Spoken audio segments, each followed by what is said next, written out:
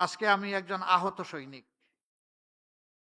গত কয়েকদিন ধরে দেখেছেন যে আমার উপর চতুর্দিক থেকে মিসাইল নিক্ষেপ করা হচ্ছে। আমি কোনো অ্যান্টি মিসাইল ইউজ করব না। বরঞ্চ আমার রাজনৈতিক সহকর্মীদেরকে আজকে আপনাদেরকে সাক্ষী রেখে যারা সম্পূর্ণ অন্যায়ভাবে আমার চরিত্র হনন করেছেন, আমি তাদের সবাইকে ক্ষমা করে দিলাম। কারণ আমার রক্ত এবং মেজাজের সাথে প্রতিশোধ মানায় না, যায় না। আমি প্রতিশোধের রাজনীতিতে বিশ্বাস করি না।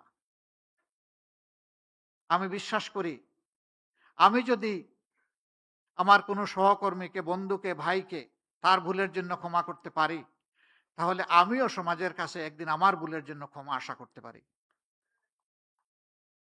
কিন্তু সেই আমি মানুষটাই যদি প্রতিশোধের রাস্তা ধরে হাঁটতে চাই, তাহলে আমার উপর থেকে আরেকজনের প্রতিশোধ নেওয়ার অধিকার তৈরি হয়ে যায়।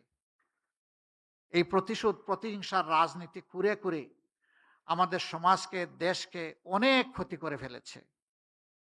ওই পিছনের রাজনৈতিক কালচার আর ধারণ করে চলতে চাই না। ওগুলাকে সম্পূর্ণ পিছনে ফেলে যুব সমাজের হাত ধরে এখন সামনে এগিয়ে যেতে চাই।